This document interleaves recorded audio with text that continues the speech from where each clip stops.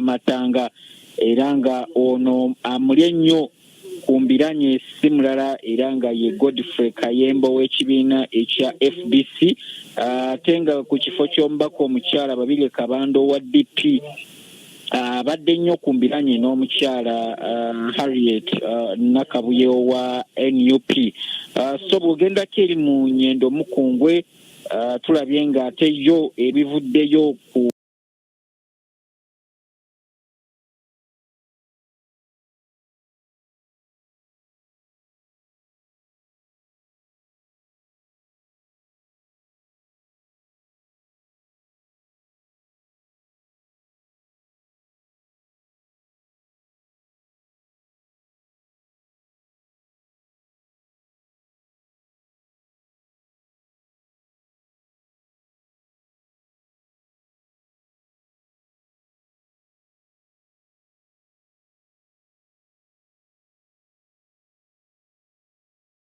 what is coming from the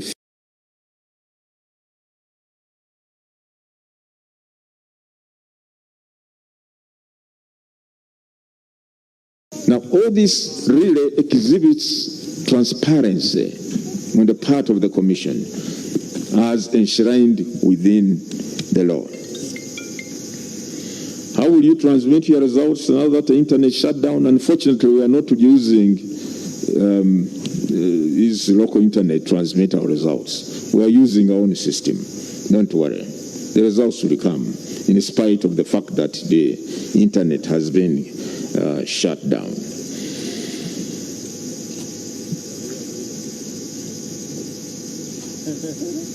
All right. I think I've answered the questions. Ladies and gentlemen, thank you.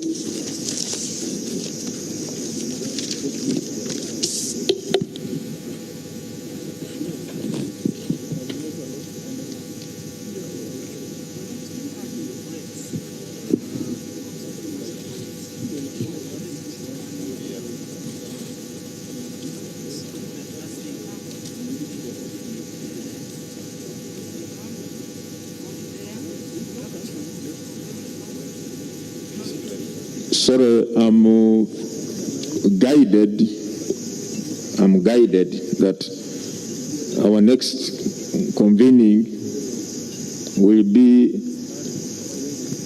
when the results start to come in, and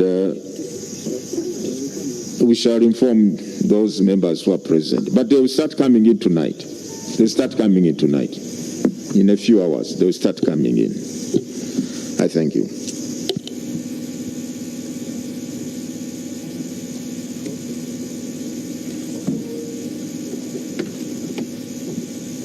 Weewaawo tukyagenda maaso okuweereza bwe bitambudde olunaku olwaleero wakati mu kalulu ak'okusalawo abakulembeze ku mutendera gwa president saako ogw'ababaka aba parliament gw'obadde otunuulidde ye mulamuzi Simon Byabakama ssentebe w'akakiiko ak'ebyokulonda nga mu bufunze aggulawo okubala. Such a time when we can all witness a leveled ground that is free and fair for us to go on with elections. Now, she says they were arrested from 11 p.m. last night and were released at 9:30, yet polling materials were at the polling stations by 7 a.m. That 2-hour difference, she claims, would guarantee rigging from her opponents, which she says she will not allow, and has sought the Electoral Commission of Kayunga District to intervene and halt the election. However, even with these claims, the election is ongoing, as you can see behind me, and she's still on the ballot. Well, she says she will contest the election and the results in the courts of law. That's if the Electoral Commission and the returning officer, Musinguzi Rashid, does not come out to pronounce himself on her claims. I am waiting for them to act. So I'm waiting. If they don't, I will of course seek court redress. Yes, because I want justice. Now, the returning officer, in an earlier interview with him, he said that he had no receipt of any petition from the incumbent, Ida Elios Nantaba, and thus wouldn't do anything about it and would go on to announce the winner as the results trickle in later tonight. I'm not aware of any withdrawal by one of the 7 candidates for the position of District Woman Councillor Kayunga by the name Nantaba Ida Elios. My office is not in receipt of any written correspondence to that effect. So our records, and indeed the records of the Electoral Commission, still indicate the said Nantaba Ida Elios as a candidate in the race. We'll be sure to keep you posted on the updates on this race, the Woman Member of Parliament race, and all the other races in this district and Mukono districts. Well, that was Olivia Komgisha giving us a feel of what happened earlier in the day in Mukono district. We do remind you that today Ugandans cast their ballots, their votes for the presidential and parliamentary seats, choosing the leaders that they seek to lead them for the next 5 years. Well, talking about the leaders that we chose today, we do want to take you through some of the pictures that came in earlier when your presidential candidates were casting their votes. And we do want to start with Yoweri Kaguta Museveni, who was also the incumbent president that earlier voted at Karo Secondary School polling station in Rushere Town Council in Chirhoda district. And right after he cast his ballot, he did give a brief engagement, engaged with the media, and we do want to take you all the way to see some of the highlights of that and more.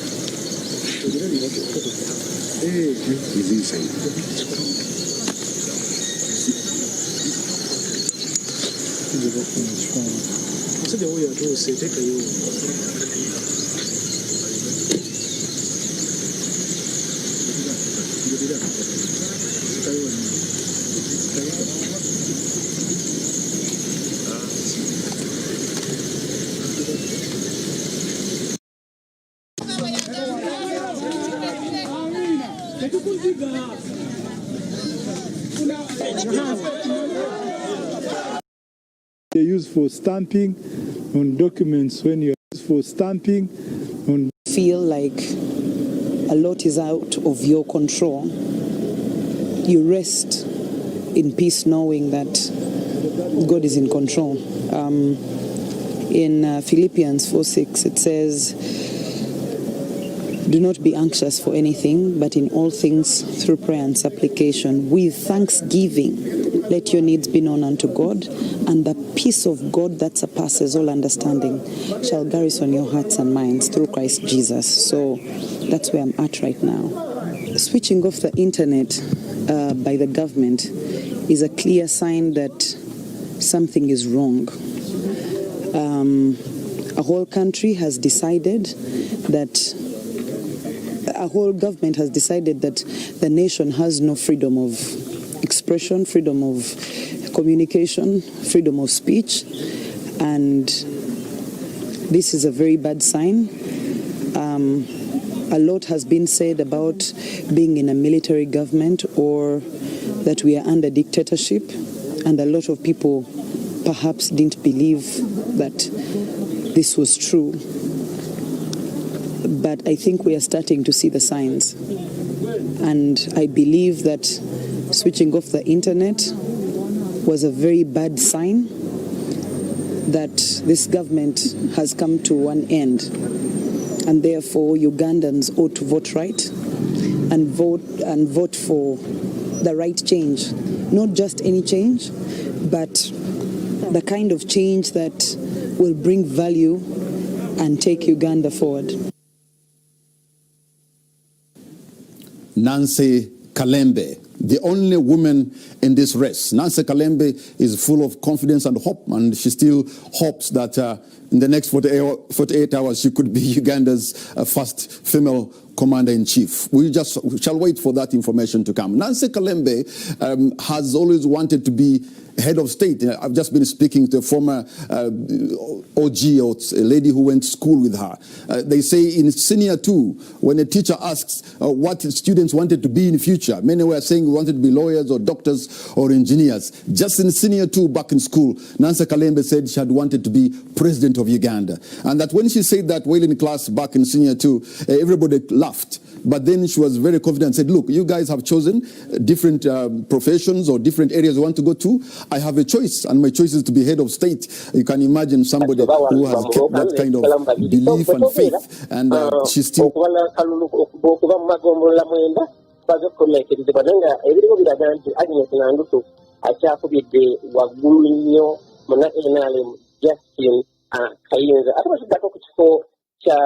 obaka wa parliament wa Manjia County ngeno John Baptist na Mbeshe abangi bali bamanyinga ona NRM kiwaje babanje bayita Rebel MP eno javuganyiza so ate yabadde ombaka wa parliament atwala ekitundu kino ekya Manjia County. Manjia County era etwala ekifo owatudde ekifo kya district wano mu Bududa ate bamungeri yemu n'ekibuga ekikyasinze obunene mu disitulikiti eno ey'Obududa era kitudde wano wenyini mu constituency eya John Baptist Nambeshe. Naye era bengezaako kukuwaako bye twakafunako ebivudde mu kateeka ebyokulonda ziraga nti mu ggombolola y'e Bududa nga wano omubaka John Baptist Nambeshe mwalondera aleebezza banne abasatu abamuvuganya n'obululu alina obululu afunyemu obululu 2324. So muna NRM mugavuganya naye Moses Mukobe, Jackson Matanga ne Madanda nabo obwabwe bukyali bakubalira ku ngalo mpolampola. Naye nja kuba ngenda maaso n'okwongera ebinaba byongedde okubalibwawo okuva wano kitebe kya district, so nga akateeka n'okulonda kwetakulya enkambi okulaba nga kabala byonna byonna obululu bwonna bwonna obuvudde mu disitulikiti y'Obududa kakuzeeyo nibyeetayise atongereyo ne bannaffe abalala abavudde mu bitundu abalondola okulonda mu bitundu by'eggwanga ebyenjawulo. Nsigadde nze Julius Kitone wano mu disitulikiti y'Obududa. Tweyanziza nnyo Julius Kitone, weebale kubeera ate ng'otubuulira ebiva e Bududa. Akalulu ko kamaze dda okubeera nga kakubibwa olunaku olwaleero kakomye ku ssaawa 10 zennyini. Electoral Commission neebeera nga ate yo yeeyongerayo. Jupiter Electoral Commission mu bimu bye yayogedde ng'eggulawo National Tally Center oba we bagenda okubeera nga babalira obululu, we bagenda okubeera nga bategeeza eggwanga ki ekigenze mu maaso. Electoral Commission yagambye mu county eyitibwa Mwenje County North oba Mwenje County ey'omu Mambuka mwabaddewo mu ngeri gye baali bakubyemu akalulu waaliwo okutaataganyizibwa mu ngeri obubonero gye bakozesebwa nga waliwo independent ng'akozesa akatebe ng'akabonero ate nga waliwo n'owa NRM, naye ate nga kalulu oba kakonge baalabye ng'ate owa NRM gwe bawadde entebe ate owa independent ne bamuwa bus eya NRM. N'olwekyo akakalulu Electoral Commission neekasazaamu n'egamba nti ejja kuba nga etegekayo ate olunaku olulala nga bamaze okubeera nga bakubisa ballot papers oba obululu obulala bajja kubanga bategeeza eggwanga lunaku ki lwe bayinza okubanga akalulu kano kagenda mu maaso. Ate bw'osanga akakyerere polling station mu Nyarwanga Parish Rubale County mu district y'e Bushenyi wo wabaddewo ate ababadde bagezaako okuleeta akavuyo ne baagala okubanga batwala ebimu ku ebyo ebikozesebwa mu kulonda. Bano bo Electoral Commission awamu ne poliisi bakyabinoonyerezaako, abantu abamu baakwatiddwa naye kana akalulu nako Electoral Commission yakasazizaamu naye ate egamba ko kajja kubanga kakubibwa olunaku olw'enkya. N'olwekyo abantu b'e Kakyerere engeri gyeri just constituency Muyoka Electoral Commission yagambye akoko olunaku olw'enkya bajja kubanga bakakuba. To our English audience, we continue to give you latest details and updates of what's happening in and around the country. We did deploy across the country and as a political command center. We'll continue to give you minute by minute updates of what's happening at the National Tally Center. According to what the acting spokesperson of the Electoral Commission, Paul Bukenya, did say that they would be delivering the very first update of results at around midnight. We are definitely still waiting for that to be coming through, and we will definitely continue to give you an update. Now, let me get to the different foot soldiers. We do have Joseph Sabiti, who is still stationed in Koboko, looking at that part of West Nile. There is a vote that is yet to be taken into the bank, but we can authoritatively say that according to the results that are coming through for Koboko municipality, looks like Dr. Charles Ayeme is still in the lead, but we'll be getting the details from Sabiti Joseph, who is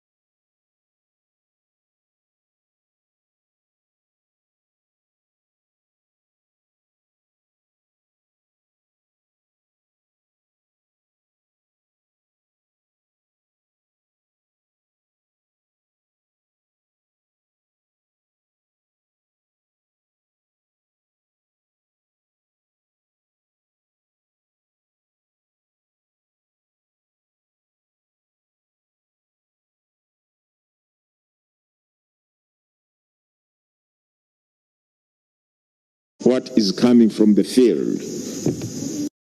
20445. There's no transparency there. So it was good to actually have that transparency on how the results end up coming from the district turning officer onto the Electoral Commission Tally Center in Chambogo. I'm not alone. Part of the team, we've got Sandra Twinobodio in Studio A. Good evening. Good evening, Sandra. It is indeed a pleasure to be part of the team that gets to relate to you the results of the 2021 general elections. Now, of course, I do want to add my voice to my other colleagues just to simply say thank you and also to welcome you from the long day, the long-awaited day that has seen you cast your votes in terms or in regards to the presidential and parliamentary votes. The day has majorly been really peaceful. We still wonder, is it as a result of the complete internet shutdown? But of course, later on, we should be able to find out from the thoughts of the people, considering we were not able to entirely ask all the voters what happened and what they think of the day. But just to take you through the presidential candidates, we know in 2016 we had about 8 presidential candidates, and this year, this presidential election, we had 11. And of these, we had the youngest presidential candidate, that is John Katumba. You probably saw them on the ballot paper, and like I said, we welcome you for going ahead and casting your ballot and remembering to exercise this your right to ensure that you choose your leaders for the next 5 years. So just to take you through some of the presidential candidates that we had today and where they voted from, I'll start with John Katumba, who is the youngest presidential candidate, and today we earlier saw him speak to us about his concerns on the fact that the election was probably not as transparent and fair as he would have loved it to be. But he did vote from Mukono, and we saw him comment earlier when he was moving into Watule. He was seeing his voters and reminding them to vote as well. Then we went on to see Yoweri Kaguta Museveni, who is the incumbent president as we speak and has been in leadership. Remember, this is the 6th time Ugandans get to the polls, but we know that for all the times he has been the incumbent president, and once again, if he's voted, he will be able to lead this country for the next 5 years. Well, Museveni voted in Rwachitula, and we saw him cast his vote later in the afternoon. We also do remember, not forget, Nancy Kalembe, who is the only woman presidential candidate that came forward during this presidential election, and she did vote from Muyenga. We also saw Fred Mwesige, whose manifesto is based on the Era of Love, voting from Entebbe, and also Henry Tumukunde, who voted from Chisementi. And And just on this very candidate, we just to recap on what he said when he was voting, is that he tried to wash off the ink that was on his finger just to show that maybe this is not a fair and a free election because someone may actually vote again. Well, those are some of the presidential candidates that could mention right now. We'll be back with those and so much more. But once again, thank you all for casting your ballot, and we'll be relaying all the results and all the information that you need in regards to this very poll. Back to you, Flavia, in Studio B. So much, Sandra Twinobrio. Of course, the team is here. We're ready to be with you throughout the night into the next couple of days until the election results are announced. As we know right now, it's just partial results. So whatever you're hearing from, of course, the returning officers and the Electoral Commission, not from us, we are not the ones designated to give you the results, will be, of course, the provisional or just results that are partial until Saturday 4 p.m. or earlier, as the Electoral Commission announced. Now, in 2016, Kampala was actually a stronghold for the opposition contender then, who was on the FDC ticket, Dr. Kizza Besigye, who, surprisingly, yes, he went to the ballot, and for the first time in years, his face was not on the ballot paper. He scored 65% popularity here in Kampala with your votes, that is in 2016. He's not on the ballot, but the FDC still stands on the ballot. Kampala is definitely a stronghold for the opposition. We'll still stand to see in these elections. And I have Mbide on the line, who I'm told has got the returning officer. Mbide, to you. Yes, coming to you live from the Kolo airstrip here, and the returning officers here, of the clerks, are still waiting for the results from all the 5 divisions of Kampala. And here, I'm standing with the district returning officer of Kampala district, that is Frederick Moya Tibakuno, who is in charge of these 1,423 polling stations that make up Kampala district. And up to now, 5.5 hours after the polls were closed, we haven't yet received all the results yet for you to begin the tallying. What is causing all this delay? I would like to thank you for having me. Apparently, I am the regional election officer for Kampala region, which takes Kampala, Wakiso, Mukono, Buikwe, and Buvuma. Here at the tally center for Kampala district, we are anticipating the arrival of all the results in the district, and we believe that shortly we shall be having them trickling in. The major reason why it has taken a bit of time is because of the huge numbers of persons who turned up for the voting process, and we believe that this has contributed a bit to the time we are actually taking to receive the results. We also aware that there were so many candidates, and so to fill in forms of so many candidates, it also takes a bit of time. What is your preliminary report for now from 7 to 4 p.m. and even up to now? Have you registered any concerns from your agents and also from the district, at least Kampala alone? What's the report for now? The report about Kampala districts and even some of the surrounding districts is apparently that we have had a smooth sailing process. Except for the little glitch in the early part of the day, where we had a malfunctioning of some of our kits, verification kits. We had a smooth day and generally a peaceful election. All right. Thank you so much, Mr. Frederick Moya Tibakuno, who is in charge of Kampala and, of course, the region. At least for now, here at Ekoloya Strip, we are receiving results from the 5 divisions that make up Kampala district. Any last message you want to pass on to whoever is watching NTV right now? My message to them is we thank you for keeping the peace and also the patience. And we also pray that in the next elections to come, the next 2 rounds of elections to come, you maintain the same peace and the same spirit. Okay. Right now, that is what is happening here, and the tallying officers and the clerks are still now receiving the final instructions on what they're going to be doing as they tally these votes that are coming in. And as they trickle in, we shall keep you updated here on NTV. That's it from me, Stephen Mbide here at the Kolo Independence Grounds. Thank you so much, Mbide, who is at Kololo, which will be the tally center for Kampala, is saying about 1,200 plus voters have. Actually, the counting hasn't started because they have not yet received all of the results yet. And I will walk you through the process in just a bit. But we do have Jackson Onyango, who's been in Gulu and since morning giving us updates. But before we get to him, maybe just to walk you through why there's a wait and why there's a process. This is how it is. So the returning officer opens the envelope that has been sent and reads it openly with the results for each of the candidates that have been voted. Then tallying is done, that is for presidential, directly elected MPs and the MPs. And then right after that, there's parallel tallying that happens at the Electoral Commission Tally Center. Why do they do this? So that there's no error, which means your numbers must match their numbers, basically. And then the declaration is done by the district returning officer, and then the results are sent to the Electoral Commission Tally Center, which then, only they will announce the final results. So you'll be able to see the numbers trickling in. You'll be able to deduce who's sort of leading who at what point. Of course, as we said, these are just partial results, so we'd hold off on the excitement or the sadness at that. You're watching NTV, and we are going through each of the regions to find out, yes, voting happened, but what now? There has the results come in. Is the counting happening? Is the tallying happening? Until we get the final results on Saturday. The day taking in, as he said, it's been quite peaceful. And no violence has been registered. 1 or 2 incidences that will bring to you those stories, of course, as we get into these coming hours.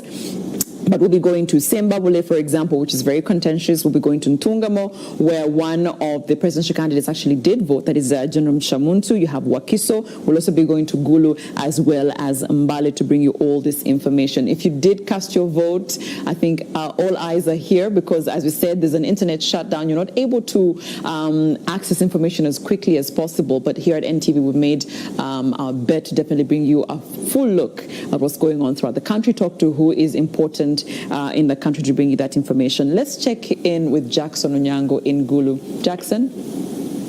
Yes, good evening. We are coming to you from Gulu City Council Hall, where the tallying of the election results from across the city and the district of Gulu is going to be done. The results will be declared here tonight from 188 polling stations in the city and the 82 polling stations in the districts, which would all together tally to some 146,383 votes, assuming everyone voted. However, the turnout in some polling stations wasn't so high, much as the exercise of voting was also delayed by the late delivery of the polling materials. In the city, which is a stone's throw away from the Electoral Commission offices here in Gulu, voting started at about 10 in the morning in most of the polling stations. The officials compensated for this time by pushing back the election time to about 5:30, which was a 1.5-hour extension from the official closing time, which is 4 p.m. As a report, tallying of the results is still ongoing in some of the polling stations, and that speaks to when the votes cast will start trickling in here at the tallying center at the city council in Gulu. Generally, the situation in this part of the country has been peaceful, although access to information is difficult, of course, occasioned by the shutdown of the internet. In terms of the results sampled in the various polling stations where we were earlier on, it shows that it is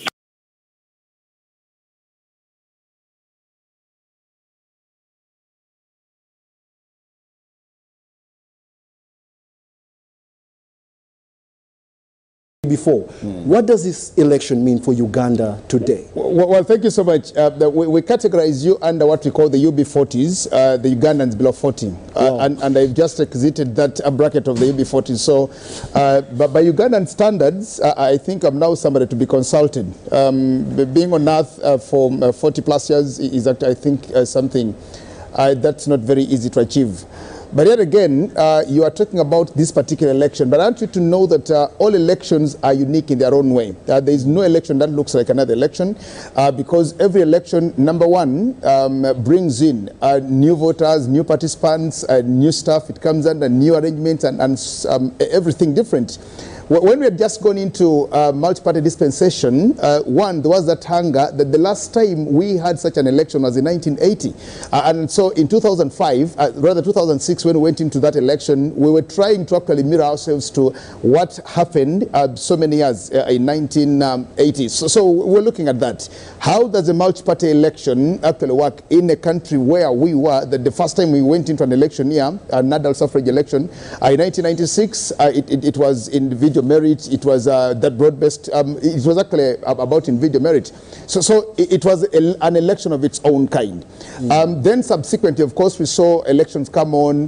In 1996, we had 3 contestants. In 2001, we had about 6 contestants. Now the numbers started growing, and we, that alone was unique in its own way.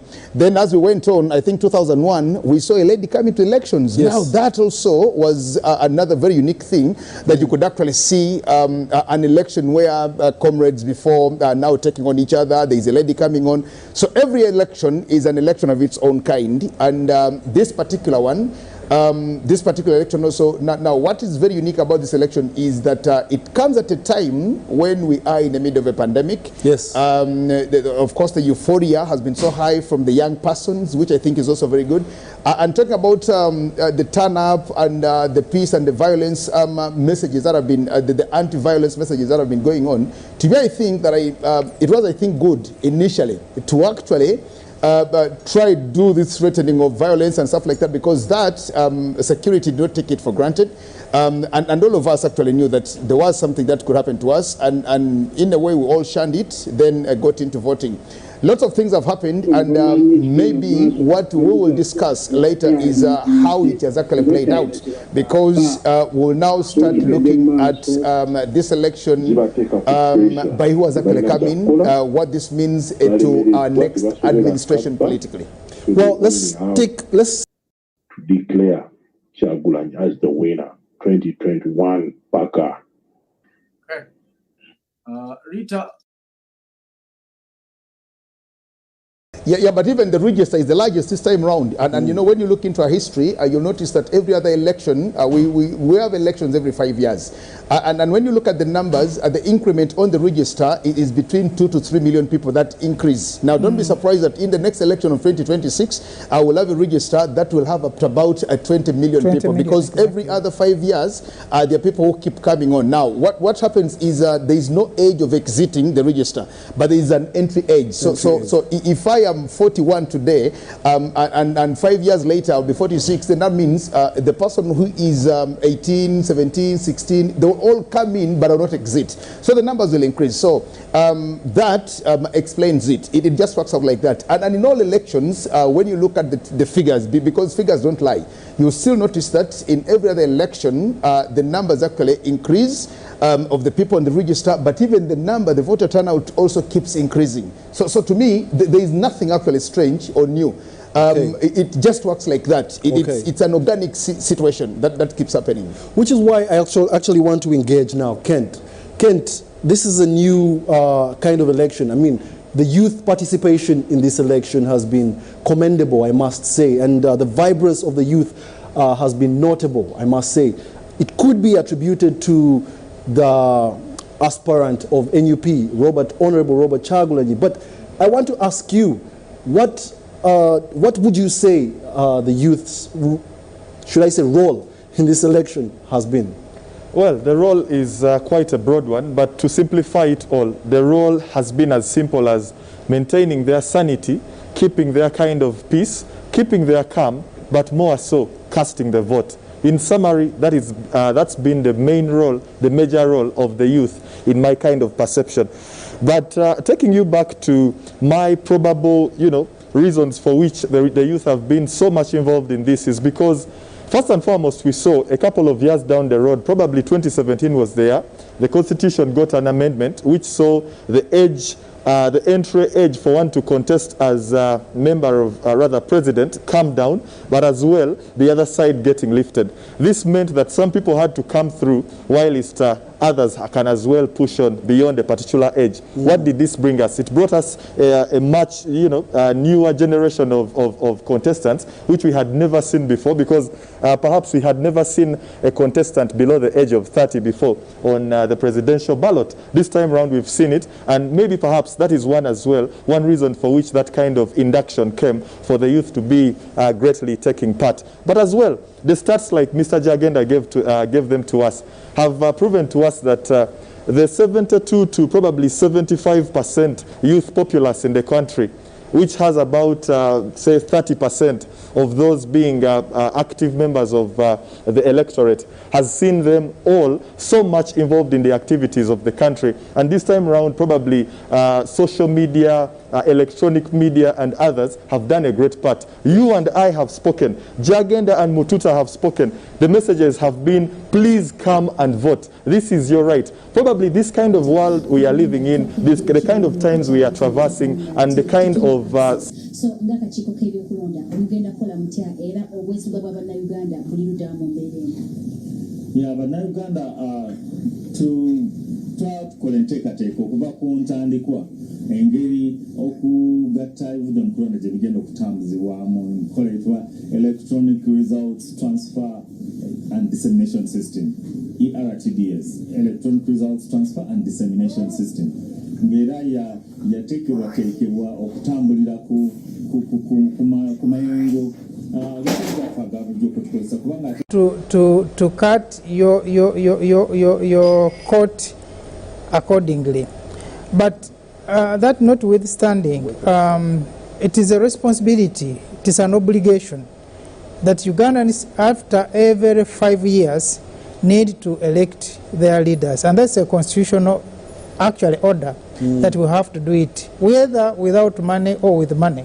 This time it was not even about money, but the COVID came in, because there were all those debates, say why can't we have these elections extended. Some people were suggesting 3 years, others were, members of parliament started with 2 years, but of course, selfishly you could understand. It was selfish, it was selfish, but it would have saved us. Exactly. It was a selfish move actually, that would have salvaged the but you know, why it was misunderstood was that they had earlier asked for 2 years and they had been denied by court. So when they brought it back, people said, no, they are going back to what they had lost. So somehow there was a misunderstanding. But at the same time, we were not the only people who had the election in that time, even when there was COVID. There were other countries that were having their election. So I think it was in their wisdom that let's, like others, try to have this election on. Now, when you talk of the expenses, the costs that are involved, today I heard the chairman of the Electoral Commission thank government for the funding of these elections. It is massive, it is expensive, but that's the cost we have to meet, because there is no shortcut, there's no corner around it, and there's no option that we need to have this. And I think we must be thankful to Ugandans for that cost, and the government for organizing the election. You know, and it happens when it comes to election, everyone would want to have the election. Even those on the opposition will agree that we need to have this election. Of course, they can disagree on a number of other things, but the elections are a must. Those who are outside of the elected group would want to participate, and those who are in would also want to have themselves there. So the cost is necessary, but the elections are relevant. We I will swing it on to you, Mr. Jagenda. The cost of this election, I believe what Mr. Mututa is trying to say is that some of this cost is inevitable. And alluding to what you said earlier on, there are more people that can only come into an election as opposed to the less, because the people who come in are always the ones that are constant. The people who come in are always the ones that are new. The ones bagenda kudamba kube obululu obulala obuzibu bwava ku printer eyo gye bakyanga ebintu oba gye batabituukiriza bulungi nga bwe babagamba bajja kusalawo olunaku ki abo lwe banaakuba akalulu kaabwe. N'ekirala ekibadde mu bitundu eby'entuŋŋamu waliwo polling station emagiyise Kasherere eyo yo omuntu gwe bataategedde yabbye akabokisi n'akooliita nako era abeeyo nabo tebasobodde kulonda. Poliisi etandise okunoonyereza ku nsonga eyo, agambye enkya abo bo bagenda kuba bakuba akalulu kaabwe. Ebyokwerinda nabyo byogeddwako ng'ebibadde ebinyeevu. Mu birala byayogedde abadde agezaako okunnyonnyola engeri obululu gye bugenda okutambulamu okuva ku zi district okutuuka ku National Tally Center. Banyonyodde nti bo tebakozesa system ya internet fe gye tukozesa abamu babadde beemulugunya bwe kiba nga internet yonna teriiko, ate Electoral Commission etukakasa etya nti obululu bugenda kuva gye tubukubidde okutuuka we babugattira. Agambye balina system eyaabwe nga commission era gye bagenda okusinziirako okuweereza obululu obwo. N'agamba era nti mu system eyo kye bakola obululu bwe buva ku polling station gwe wookakubidde bubalibwa era ne busindikibwa ku district. Ku district awo nga bamaze okugatta polling stations zonna awo wennyini we balangirira omubaka omukyala n'omubaka oli omulala alondebwa direct. Awo obululu bwabwe bwe bugattibwa ne bulangirirwa ani awangudde. Olwa president bo ne bugattibwa ku district ne busindikibwa e Kampala ekyambogo ne babugatta bonna paka we banaatandika okulangirira. Bawumudde mu kiseera kino nga balindirira results zitandike okutuuka e Kampala era bajja kuba mpola mpola mu bitundutundu batubuulira kiki ekituukiddwako as the results come in.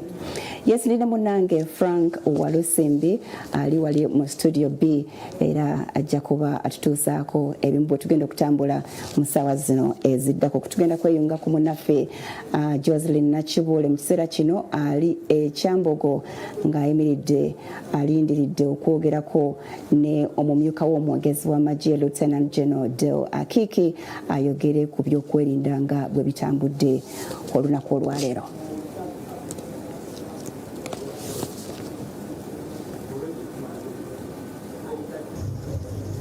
Jocelyn?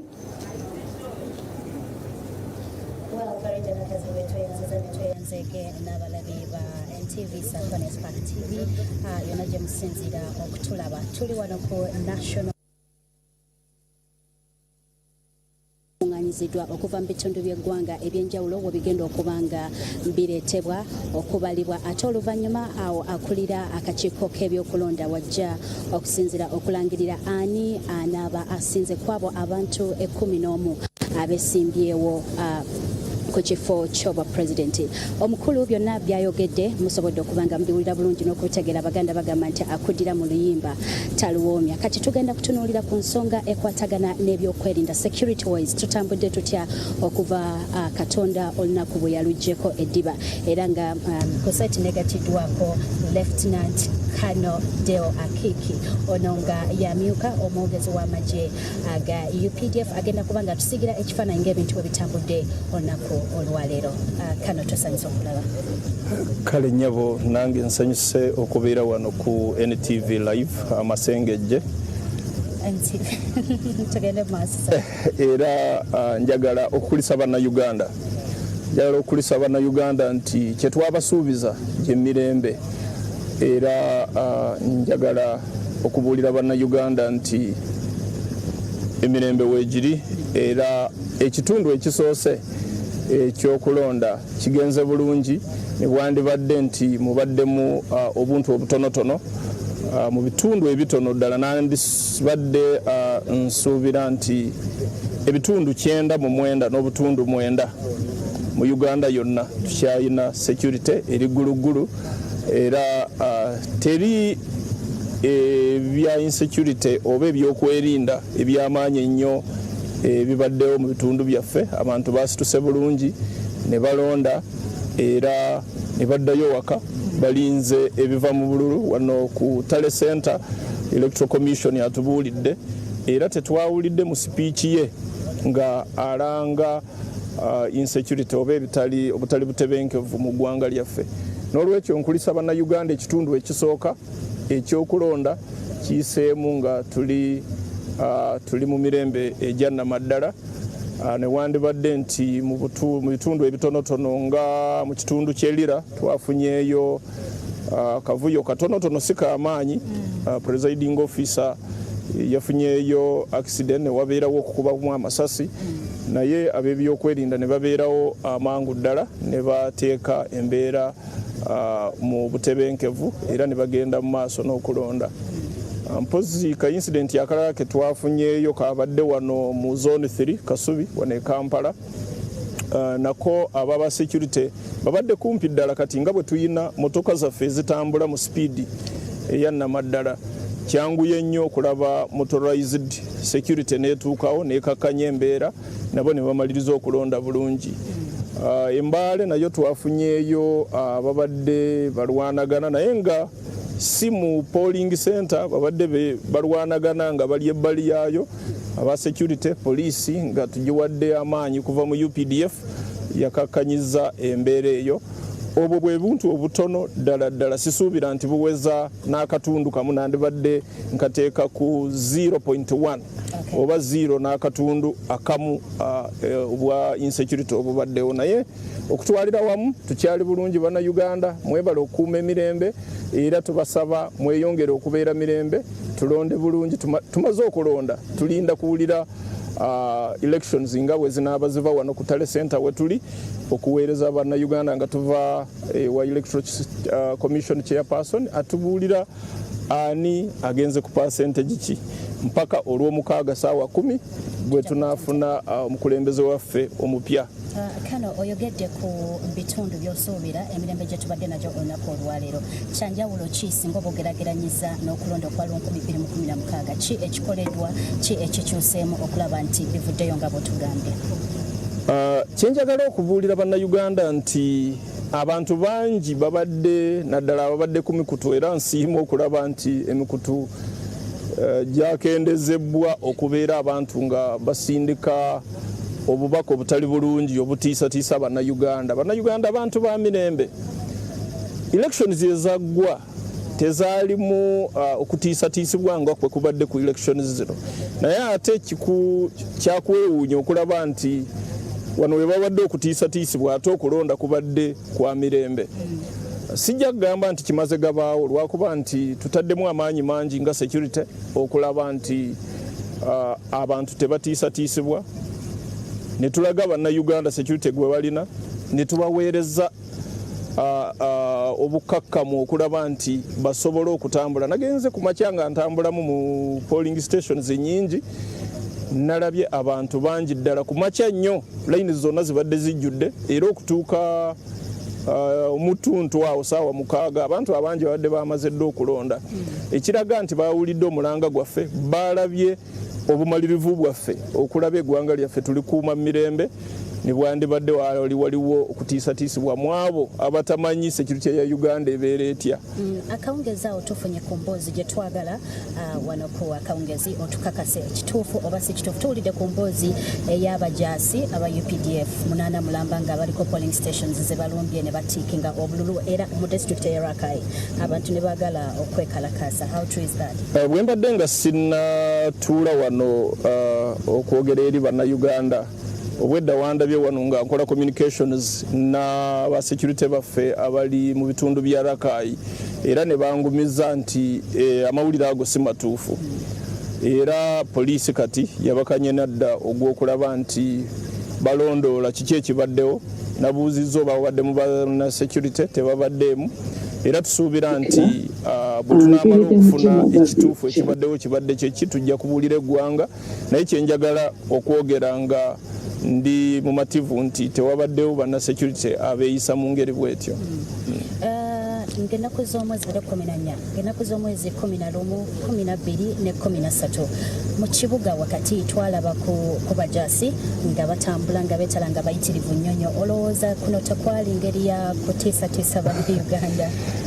Oyo agamba okulaga obuvumu na kiki kye tulinawo okusobola kuuma bannayuganda kubeera kutiisatiisibwa ndowooza ye mwennyini atya aba alina kye yeekengera so okulaba nga alina kye yeekengera n'asalonaga bano batutiisatiisa nedda kyemmanyi munnayuganda gyali eyo bw'alaba UPDF obumalirivu bwabwe n'alaba engeri gye tukolamu emirimu gyaffe n'alaba omusirikale nga wa UPDF kyemmanyi abeera afunye hope oba okumatira nti security waali naye bwe tunaabeereeyo nga tuweekwese nga bano abaagala okutabangula emirembe nga be bali mu maaso munnayuganda ajja kutya nga bwe walaba bwe byawaawo biri ebya riot bannayuganda bangi baatya naye bwe twavaayo mu nnaku bbiri ne tukakkanya obujjagalalo bwe twavaayo juzi ne tulagako bannayuganda nti kino kye tuli eggwanga lyammwe ligenda kubeera mirembe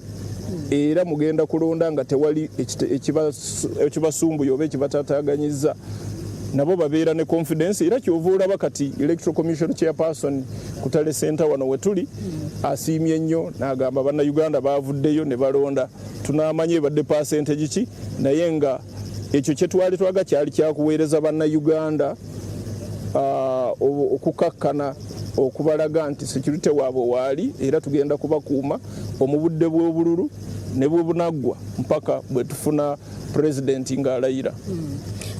Gye buvuddeko ennaku nga bbiri emabega twalaba nga abalina bizinesi waggulu ebizimbe abantu abo babagamba nti tebagenda mu bizimbe ebyo era amagye ne gatekinga over so twagala kumanya abantu bano bagenda kuddayo. Weewaawo Jocelyn Nakibuule ng'ayogerako eri amyuka omwogezi w'eggye ly'eggwanga UPDF Lieutenant General Deo Akiki ng'atangaza ku byokwerinda nga bwebiyimiridde olwaleero naye agambye nti okutwaliza wamu bibadde bya mirembe. Mu kiseera kino katweyunge ku munnange Frank Walusimbi ali eri mu studio atubuulire byalinawo naddala bwe kituuka ku abalonzi gye balondedde byonna mu ggwanga okwetoolera wamu abigattegatte abifunze ate tuyingire mu mawulire amalala. Frank?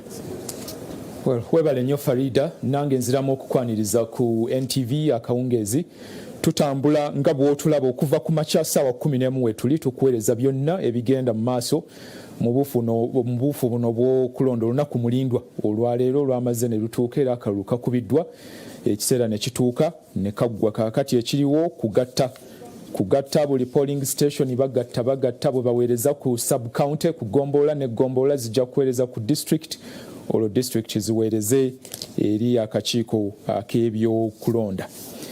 Kakati nga bwe bakubuulidde okutwalira wamu bagamba abalonzi bazze mu bungi naye ekyo tujja kukimanya ku nkomeredde y'enteekateeka eno yonna kubanga ojjukira emisana twabadde twogera nti mu kulonda okwaggwa 2016 abalonzi abaali bewandiisizza baali mu bukadde 15 n'abagwamu naye abantu kumpi obukadde 5 tebaalabikako kukuba kalulu. Lwaki? Ebibuuzo byali bingi kati twagala kulaba ku mulundi guno ku bantu 1,810,363 bameka abasobodde okweyanjula oba okutuuka ku polling stations okubanga balonda abakulembeze bebaagala. Nyinza okwongera n'okumenyeramuko ku bantu bano kuliko abasajja obukadde 8,617 mu 94 kale tusoose n'abakazi ku screen bali obukadde 9,5,1,089 bakola ebitundu 52 n'obutundu 5 ku bali 1,18,10,000 olwo abasajja ne balyoka babeera obukadde 8,600 mu 1,794 ebitundu 47 n'obuwuzi buubwo buli 5. Bwe bityo bwe biri kakati ekirala ekikulu ky'olina okutegeera nti ebitundu bino buli kimu kirina bwe kisinga ku kinne waakyo mu miwendo abalonzi nga bwe bali okugeza amambuka baabo bali obukadde 3,228,733 tulinze kulaba bameka ku bano abasobodde okweyanjula ku polling stations ze balina 6,610 kitundu kyekirala Buganda etera okuyitibwa Central. Waliwo abalonzi obukadde 5,603,774 tujja kumanya olunaku olw'omukaaga oba olw'essande ku makya olunaatuukira bameka ku bano abasobodde okweyanjula ne bakuba akalulu ku polling stations 957 eziri mu kitundu ekya Buganda. Kakati katulabe bugwanjuba oba west eri abalonzi obukadde 4,73,405 polling stations ziri 9,735. Tuwulidde abalonzi beeyanjudde mu bungi, tulinda kulaba. Ekitundu ekirala buvanjuba east abalonzi obukadde 4,46,557 beewandiisa polling stations 9,182. Bye bikulu ebyo by'olina okumanya kati ekitundu mwoli tandika okwetegereza ebibalo bino olabe nti naawe balangirira ebyawamu osobola okugattagatta mangu awo n'omanya mukoze mutya era yaba awangudde abakoze atya mu kitundu ekyo olwo n'oddayo mu myaka egiyise bwe tuzze tulonda n'otandika okugeraageranya ne weefumiitiriza ku biki ebikyuse ebireetedde ono okuwangula oba okuwangulwa. Kale ebirala ebibalo tujja kuba tubibawa byo bingi ddala naye nga n'amawulire nago weegali obwedda bye tukuŋŋaanya mu budde okuva ku ssaawa 11 ku makyeyo nga ab'ebyokulonda batuusa ebintu abantu bajja ku bifo awalonderwa n'ebirala bwe bityo. Kati tuyinza okulabako ku bimu nga bwe nkugambye bye tukuŋŋaanyiza. Ekisigalidde wonna kugatta bululu kyekigenda mu maaso kati naye abeesimbyewo ku bwa president 11 twabagoberedde okulaba buli omu we yakubidde akalulu. Nanse Kalembe yalondedde Muyenga Bukasa ku Forest Village. Abo bye tubadde tufunyeeyo mu kitundu ekyo ku polling station. Omukyalo ono yekka ali mu lwokaano olw'abasajja 11 wanguddwa ku polling station eyo. Yafunyeewo obululu bubadde bubiri okusinziira ku musasi waffe aliyo byatubulira naye tuyinza okwongera ne tulaba ebisingawo.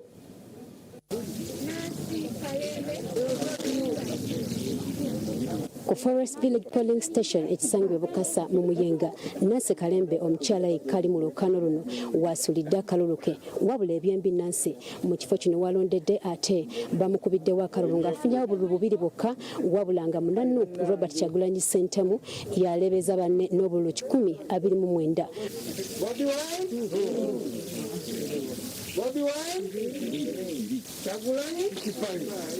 Onadiriddwa muna NRM Yoweri Kaguta Museveni ng'onaafunye obululu 45. Muna FDC Power oba Patrick Oboy Amuriat yaddiridde n'obululu 6. Katumba yaddiridde n'akalulu kamu ssaako omuntu naye n'akalulu kamu. Abasigadde tebafunyeewo kalulu n'akamu. Wabula ebyembi waliwo obululu obungi obuyitibwa invalid votes oba obululu obwonooneddwa nga buno bubadde obululu 11.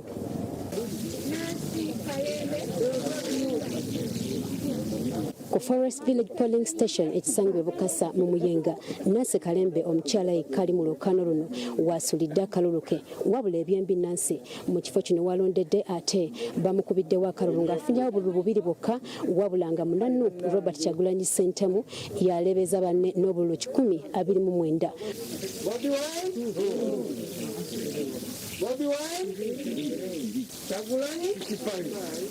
Onadiriddwa muna NRM Yoweri Kaguta Museveni ng'onaafunye obululu 45. Muna FDC Power oba Patrick Oboy Amuriat yaddiridde n'obululu 6. Katumba yaddiridde n'akalulu kamu ssaako omuntu naye n'akalulu kamu. Abasigadde tebafunyeewo kalulu n'akamu. Wabula ebyembi waliwo obululu obungi obuyitibwa invalid votes oba obululu obwonooneddwa nga buno bubadde obululu 11.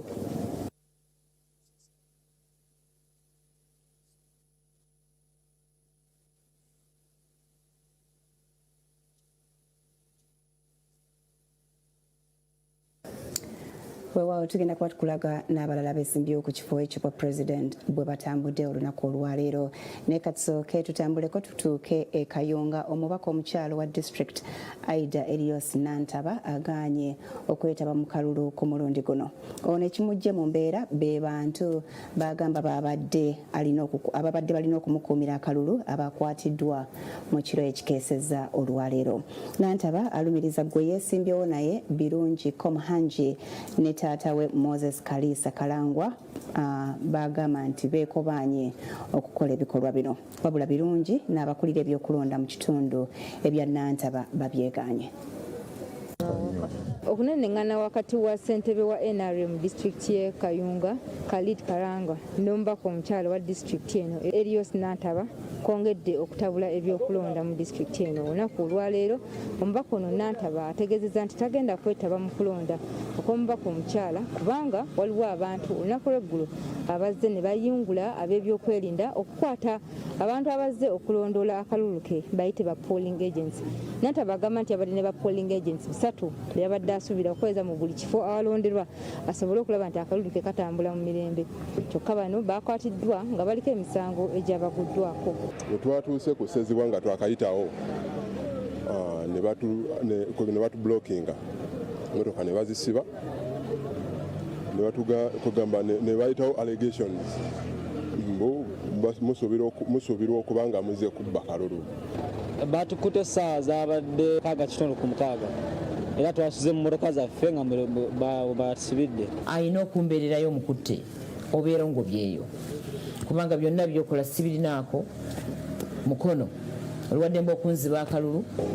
Nantaba agamba nti yawandiikidde akulira ebyokulonda mu disitulikiti eno Rashid Musinguzi ng'amusaba agire ng'ayimiriza okulonda kw'ekifo ky'omubaka omukyala wa Kayunga okutuuka ng'ensonga ze zino ez'abantu okukwatibwa zitunuddwamu. Kyokka ekimwewuunyisizza okulaba nga ate okulonda kuno olwaleero kugenze mu maaso. Kye nandirowoozezza nti oba oli akakiiko k'ebyokulonda kandiyimiriza okulonda ku kifo ky'omubaka omukyala kubanga bamu ku ffe eddembe lyaffe ery'okwenyigira mu byobufuzi eby'amazima n'obwenkanya lyalinyiriddwa. Nantaba agamba nti singa akakiiko tekawuliriza nsonga ze n'okwemulugunya kwataddemu wakweyongerayo mu bitundu ebirala awasa kyonna kkooti ez'amateeka asobole okuwulirwa. Kyokka ng'oggyeko ensonga za Nantaba abantu abalala basobodde okulonda era nga nno muli n'omu ku abo bavunaana okubanga be bali emabega w'ensonga eno omuli Birungi Kobusinje muwala wa Khalid Karangwa abadde yeesimbyewo naye kuvuganya ku kifo kyekimu.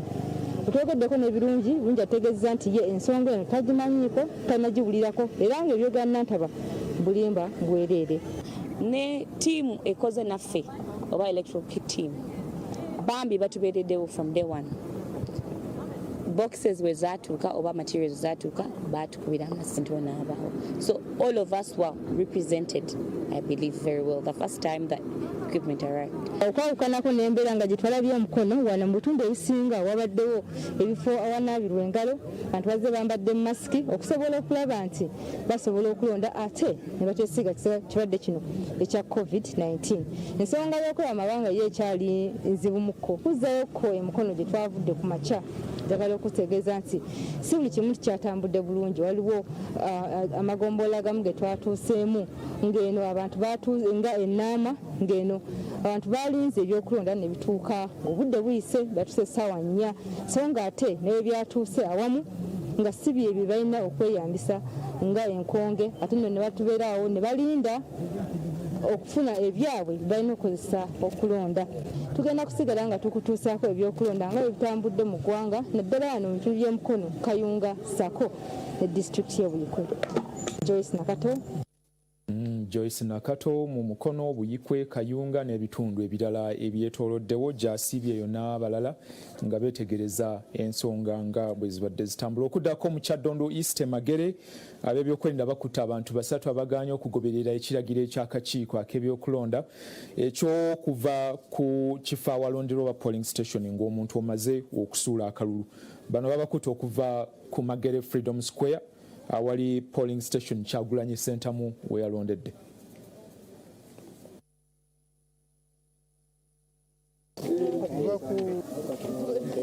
Kyagulanyi